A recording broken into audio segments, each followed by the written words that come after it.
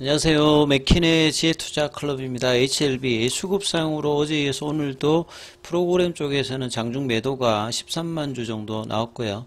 자, 계열 종목 중에서 이제 최근에 테라피틱스하고 이노베이션 관련되는 부분이 이제 중장기적으로 이 포스트 리보세라님 관련해서 이제 관심이 높아지고 있습니다. 특히나 이제 연평균 10% 이상 성장하고 있는 희귀질환 신약의 또 K바이오 HLB 쪽에서는 테라피틱스에 관심이 계속 이제 강화되고 있죠.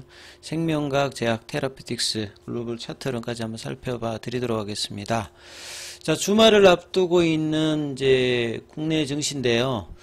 오늘 뭐 개별적인 이슈보다 지금 이제 특히 매크로 8월 달이 초에 이 급락했을 때의 어떤 분위기, 이걸 이제 뭐 금융가에서는 세 가지로 이제 크게 이야기를 하고 있죠. 미국의 경기 둔화, 그 다음에 AI 관련되는 고점론, 경기 둔화, 그 다음에 엔캐리 트레이드 관련되는 부분들이 여전히 영향을 미치는 어떤 부분들이라고 이렇게 이야기를 하고 있는데요. 그래서 이제 8월 초 관련되는 부분들이 급락을 했다가 엔캐리 관련되는 부분에서 단기 수급들도 어느 정도 해소가 되었고, 그 다음에 이제 경기 둔화를 자극했던 이 실업률 관련되는 부분들이 이후에 나왔던 이제 주간 실업 이제 수당 청구 건수가 이제 좀 정상화되면서 이 부분들이 어느 정도 좀 해소가 되었는데요. 다시 이제 지금 9월달 지표를 앞두고 있으면서 지난주부터 뭐 이번 주까지 외국인들이 매도를 뭐 8월달과 마찬가지로 AI 관련되는 부분의 어떤 종목들과 전반적으로 이제 지표들이 나올 때마다 영향을 많이 받고 있는데, 특히 이제 국내 시장 같은 경우에는 금투세 관련되는 부분의 이야기까지 더해지면서 거래량이 줄면서 수급들이 굉장히 위축되어 있는 상태죠. 그래서 2700선 회복에 대한 이야기를 하다가 거의 뭐 일주도 안 돼서 지금 2500선도 다시 이제 좀 힘들다, 뭐 이런 어떤 분위기까지 지금 나오고 있고요.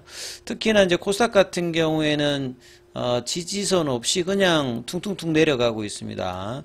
오늘도 2% 넘게 내려가고 있는 부분들인데요. 항상 월초에 보면 이제 ISF 제조업 지표, 그 다음에 어제 나왔던 ISM 제조업 지표, 그러니까 서비스업 지표가 있고, 그 다음에 고용 지표 쪽에서 나오는 게 ADP 관련되는, 여기가 이제 민간업체인데 우리가 이제 월급 같은 거 급여 명세서 관련되는 부분을 처리하기 때문에 이 고용 지표들을 좀 알 수가 있죠.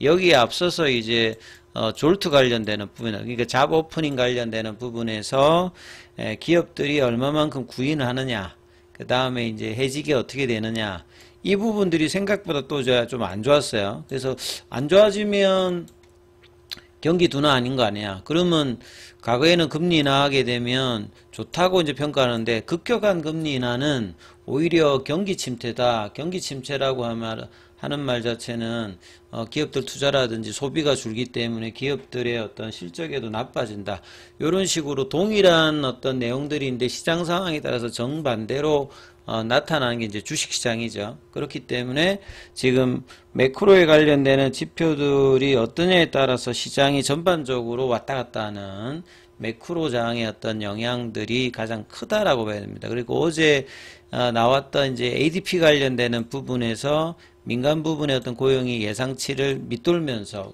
다시 또 그럼 경기 둔화하는 거 아니냐. 그리고 이제 주간 실업수당 청구 건수는 전주보다 5,000명 줄었게. 그럼 이거는 좀 감소했으니까 그러면 그것도 좋은 거잖아요. 그러니까 결과적으로 이제 우리 시간으로 오늘 저녁에 9시 30분에 나오게 되는 이 8월 미국 고용 보고서가 일단 가장 중요합니다. 그러니까 현지 그 야후 파이낸스에 들어가서 좀 내용을 살펴보면 이게 이제 토탈 론 팜 페이롤이거든요. 그래서 이제 전체적인 걸 보시게 되면 좀 이렇게 줄고 있는 부분들을 보이실 겁니다. 전반적으로 이제 이 그 신규 채용 관련되는 인원 관련되는 부분들이 전반적으로 1월 달에 비해서 계속 이렇게 줄고 있는 부분이 보이고요. 그 다음에 이제 이게 unemployment rate, 이제 실업률이죠. 실업률 관련되는 부분들은 예, 증가하고 있는 부분. 작년도만 하더라도 이제 인플레 때문에 이런 그림을 원했는데 이제 지금 올해 이제 이 부분이 나타나니까 예, 빨리 또 이제 금리를 인하해야 된다. 그래서 지금 비농업 관련되는 부분에 이전에 이제 7월 달에 나왔던 게 이제 11만 4천 건이거든요. 근데 이번에 16만 5천 건이니까 전 달보다는 좋아지는 거잖아요. 그러니까 실업률도 4.3에서 4.2니까 좋아지는데, 자, 이 부분에 대해서 시장 반응이 어떤지가 이제 가장 일단 중요하다라고 봐야 되겠죠. 자, 이런 어떤 흐름들 속에서 이 또 이제 희귀질환 관련되는 부분에 희귀질환은 질환수로 보게 되면 약이 없는 게 거의 뭐 7천 건 정도 되고요.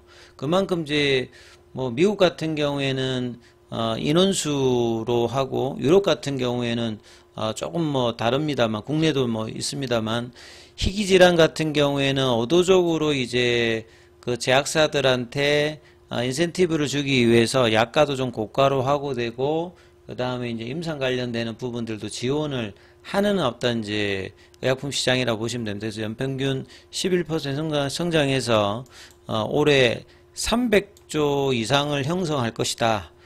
그래서 최근에 이제 그 FDA 허가를 받은 유한양행이 렉라자 다음으로 이 고쇼병 관련해서 이제 경구용 합성의약품 개발 관련해서 관심이 좀 높아졌거든요.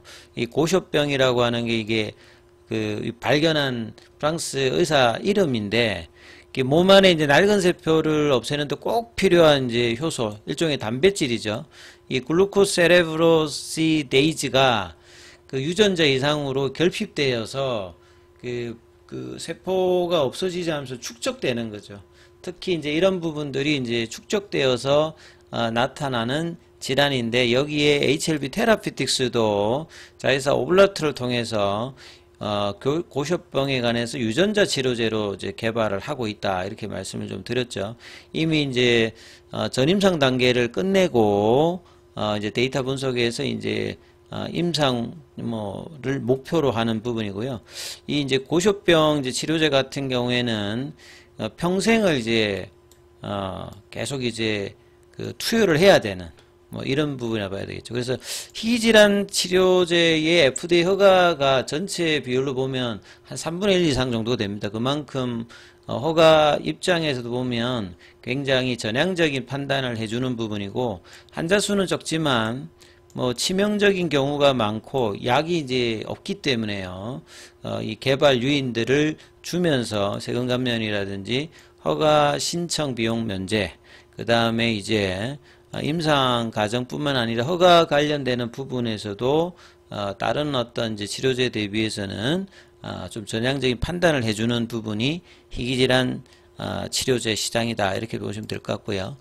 자, 오전장에 이어서 오장도 이제 큰 흐름은 아직 나오고 있지 않습니다. HLB 같은 경우도 보시게 되면 뭐 박스권 흐름에서 밑단 흐름에서 지지는 해주고 있는데 이 보시면 이제 거래량이 늘어야 올리는데 계속 이제 프로그램 쪽은 이틀 정도 매도 물량들이 계속 나오고 있는 부분이고요.